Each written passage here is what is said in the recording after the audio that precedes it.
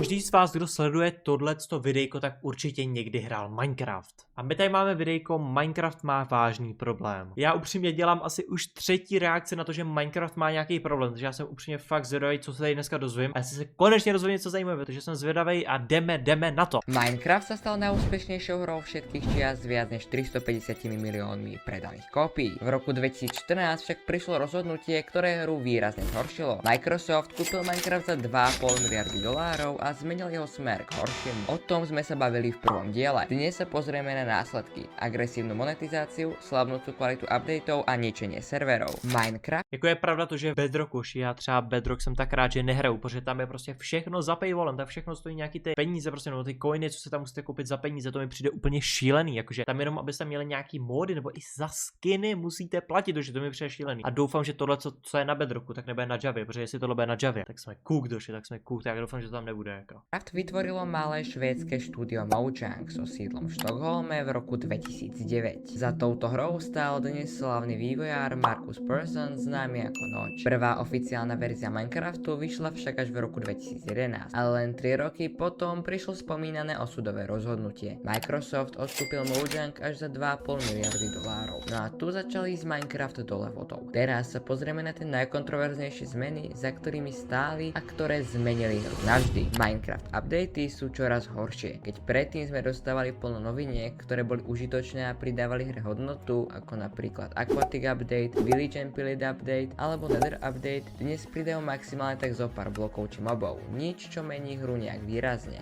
Jako je pravda, že ty updaty se v poslední době docela jako zhoršily. Přijde mi jakože docela škoda to, že vlastně jako, jak to říct prostě. Já říkal, jako ty updaty byly dobrý. Já si pamatuju, když přidali Nether Update, já si pamatuju, jak doteďka, myslím, že Syriak tady na tom natočil úplně celý videjko, kde to vlastně popisoval, že Netherite je úplně jako nová, nejsilnější věc a prostě tu celou hru to vlastně posunulo zase někam. Jako za mě prostě Nether Update byl jeden z nejlepších. Můžete schválně do komentářů napsat, jaký byl váš nejoblíbenější Minecraft update. A keď pridajú niečo väčšie, musia to rozdeliť na dve časti, ako sme to mohli vidieť pri Caves and Cliffs update. Celkovo im príde, že nepridávajú nič také, čo by zmenilo cieľ hry do hrate Minecraftu, pretože to sa skoro vôbec za posledné roky nezmenilo. A aj preto je už Minecraft taký ohraný. Teraz je tu navyše myšlienka, že o veľké updaty prídeme úplne. O tom vám však viac poviem v priebehu videa. Druhou nepríjemnou zmenou pre mnohých hráčov bol kontroverzný End update z roku 2016. Úplne zmenil PvP a tým rozdelil komunitu na dva tábory. Kým niektoré veľké servery ako Hypixel cítili potrebu ostať na verzii 1.8, veľká časť hráčov sa presunula na novšie verzie. Jako já si třeba myslím, že pokud prostě děláte Minecraft server a přemýšlíte nad tím, že uděláte třeba 1.8 nebo něco takového, tak na to se fakt vyprdněte. Prostě v téhle době je mnohem lepší prostě nový PvPčko, nová prostě verze, no ty nový verze a tak. Prostě pokud prostě jakože jasně SGčka asi chtějí zůstat ty 1.8, dejme tomu, podle mě to za chvilku zabije tímhle tempem, pokud nepřejdou teda na 1.20, ale prostě, hele, pokud přemýšlíte nad tím, že chcete dělat Minecraft server, fakt mega doporučuju na nějakých nových verzích. Stalo se mi, že třeba přijde ke mně někdo do chatu na YouTube prostě, když jsem live a napíše mi, že bych chtěl dělat Minecraft server, jestli mně přijde osobně dobrý, to, že by to udělal na 1.8 už. Párkrát se mi to stalo a fakt to není dobrý, jakože v téhle době se to absolutně fakt nevyplatí, jako. Zároveň to bol posledný update Endu, čiže ho odvtedy vôbec nezmenili. Mob Vote je jedna z najhorších vecí v Minecrafte, aj keď to tak na prvý pohľad nemusí vyzerať. Ak niekto neviete, čo je to Mob Vote, tak Mojang vždy predstaví 3 mobov a vy môžete hlasovať, ktorého z nich pridajú do Minecraftu. Mob Vote zbytočne eliminujú 2 dobré nápady na moba, pričom by mohol bez problémov Mojang pridať všetkých 3. Chápem, že by to bolo náročnejšie, ale hra by bola pestrejšia a zábavnejšia. Tiež sa to objavili špekulácie, že Mob Vote sú minimálne v poslednej dobe fake a výherný mob je vopred vybraný. Výsledky Mob Vote sa objavujú na Minecraft Live, čo je každoročný stream, na ktorom sa prezentujú Minecraft novinky. V minulosti trvali tak 1,5 hodiny a boli plné zaujímavých noviniek. Avšak dnes mám sotva pol hodinu a podľa hráčov sú o dosť nudnejšie. A žalostný pomer lajkov a dislajkov hovorí za všetko. Crazy, ďalej tu máme jednu veľmi rozoberanú tému a to je prioritizácia Bedrock edície. Minecraft má totiž dve verzie. Javu, ktorá je na počítače a hrajú skôr OG hráči, a Bedrock, ktorú viete hrať na mobile, počítači a konzolách. A je určená skôr pre menšie deti. No a práve Bedrock je v dnešnej dobe o dosť viac prioritizovaný, čiže sa vývojári sústredia prevažne na ňu. V Jave sa čoraz viac horšie výkon a slabšie počítače už nevedia dobre utiahnuť. Ale to je jeden uhol pohľadu. Podľa niektorých Bedrock hráčov sa práve táto edícia stáva nehrateľnou. Údajne mnohým zmizli celé Minecraft svety bez možnosti zálohovania. Ďalej má byť v hre veľa glitchov a bugov, ktoré vývojári vôbec neriešia. Tak je pravda, že třeba na Bedrocku mi to fakt přijde crazy. Já jsem třeba viděl nějaký videjka nebo nějaký ty meme a těch bugů je tam třeba 100krát víc než na Javě, takže podle mě je prostě objektivně Java mnohem lepší než Bedrock. Rozdiel od Javy, kde by boli podľa nich vyriešené o mnoho skôr.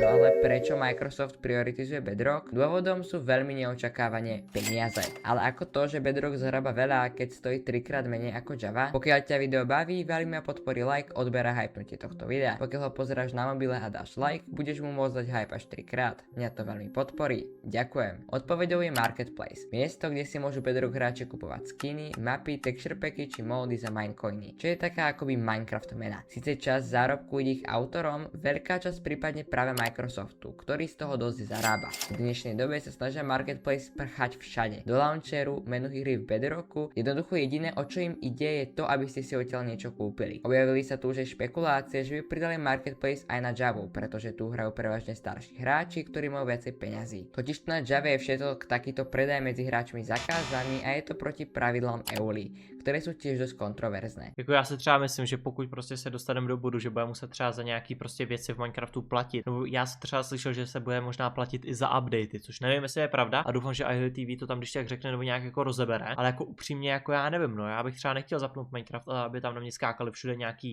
reklamy nebo prostě, že kupte si tohle, kupte si tamto. Přijde by to takový jakože zbytečný a do toho Minecraftu se to prostě jako nehodí. Samotná ta hra prostě na Javě stojí asi nějakých 800 korun nebo to asi ne, možná méně, asi 500 korun nebo něco takového, pořád to není úplně málo. A ještě kdyby do toho cpali prostě nějaké jako věci, to je, mě by to upřímně jako štvalo. No. Můžete napsat do komentářů, jestli vám to třeba přijde dobrý, protože podle mě prostě jako když zapnete Bedrock a chcete si zahrát třeba nějaký mod nebo nějaký datapack nebo něco takového, tak mi přijde, že prostě musíte si prostě připlatit. Jasně, ale třeba na Javě taky nějaký mody stojí peníze nebo nějaký mapy stojí peníze, ale ty peníze jdou právě tomu tvůrcovi, co to jako vytvořil, dejme tomu. Microsoft to prostě jako podle mě ani tolik jako nepotřebuje prostě, nebo jakože, jestli mi rozumíte, tak to můžete podpořit prostě nějaký jako třeba i klidně menšího tvůrce, který vytváří zajímavé mapy a dá si tam cenu hele $5. Minecraft by jenom udělal to, že prostě by tam dal nějakou mapu a dal by to třeba za 10 nebo i víc dolarů, prostě jenom kvůli tomu, že prostě je to opiko od Minecraftu, tak to musí být prostě dražší, no takhle jako nevím, no. Trošku se toho bojím, jako upřímně se toho docela bojím. Napríklad môže teraz Microsoft bannúť hráča z celého Minecraftu, aj keď spraví niečo zle na súkromnom serveri, a to pomocou chat reportingu. To znamená, že bude nútený si kúpiť hru znova, aby Microsoft viac zarobil. Ako som teraz naznačil, Microsoft a Mojang čoraz viac zasahujú do Minecraft serverov. Aj servery s dlhou históriou a veľkou komunitou môžu byť zablokované, často kvôli drobným pravidlám alebo interným smerniciam. Ale aj napriek tomu stále vznikajú nové servery a jedným z nich je aj server Shadowspire, ktorý sponzoruje toto video. Nájdete na ňom zatiaľ len survival, ale nie taký obyčajný. Čaká vás tam custom farmárenie, rybárenie, celá vlastná ekonomika, upravená príroda a aj o mnoho viac. Preto neváhaj a pripoj sa ešte dnes. Teraz sa presúvame k tým aktuálnym veciam, o ktorých ste možno ešte nepočuli. Mojang má aktuálne novú šéfku, Katie Scott, ktorá má za sebou však dosť kontroverznú minulosť. Pôsobila už v herných štúdiách ako EA, Ubisoft a The Coalition Studio, ktoré sú známe svojou agresívnou monetizáciou, čiže spoplatňujú prakticky všetko. No a práve táto žena sa stala tzv. Head of Vanilla, čiže raditeľkou celého Vanilla Minecraftu, v ktorom bude mať hlavné slovo. Komunita vyjadrila obavy z toho, že začne uplatňovať agresívnu monetizáciu všade. Spekuluje sa o tom, že by pridali Marketplace aj na Java edíciu. Medzi najhoršie možnosti patrí dokonca aj to, že by spoplatnili updaty. To by znamenalo, že vždy keď by si chcel zahrať nejaký nový veľký update, by si musel znovu zaplatiť. Kvôli jej minulosti sú tieto obavy bohužiaľ oprávnené. Avšak prvá veľká zmena už prišla. Minecraft zmenil číslovanie updateov. Odkedy vyšla 1.21, sme tu nemali žiaden veľký update, ale len niekoľko menších dropov. V niektorých sa pridali nové veci, v iných len opravili bugy, čo bolo podľa mnohých hráčov nepraktické. Plánovom je vždy prvé číslo rok, kedy update vyšiel, čiže napríklad tento rok to je 26. Druhá je číslo, koľký drop v danom roku to je. No a tretie číslo znázorňuje finálnu verziu. Väčšinou sú to verzie s opravenými bugmi. Teda prvý drop tohto roku by mal číslo 26.1.1.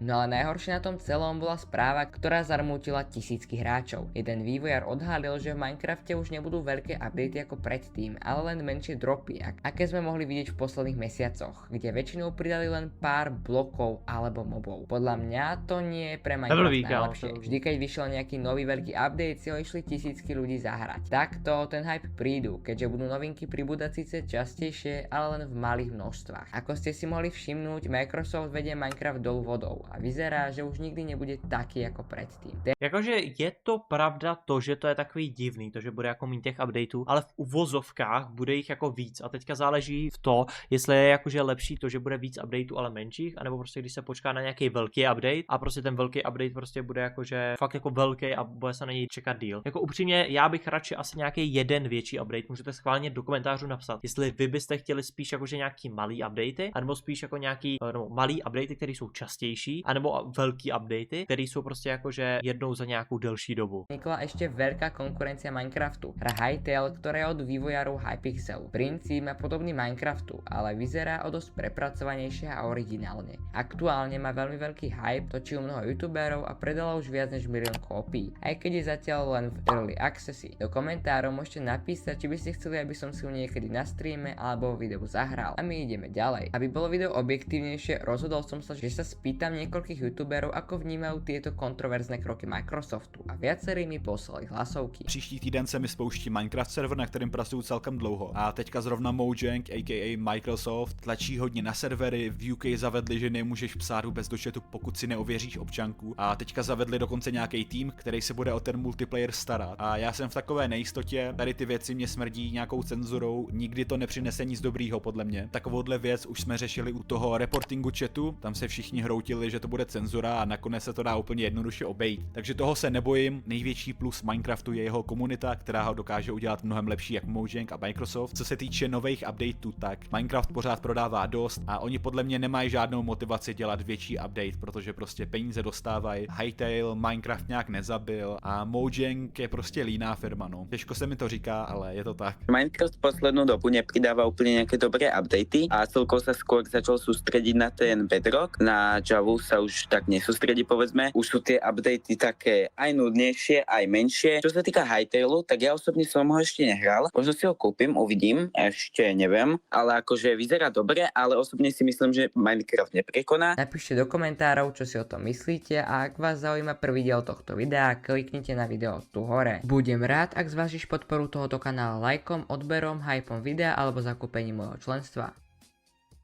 OK, velmi dobré videjko od IO TV, jako mě se to docela líbilo, jsem upřímně zvědavý, jak to s Minecraftem vlastně teďka bude. A jo, pokud se vám moje reakce líbila, budu moc rád, když dáte like a odběr a fakt dejte ten odběr, podle mě hodně z vás nemáte odběr, já to vidím. Takže jo, díky moc, mějte se krásně a čus.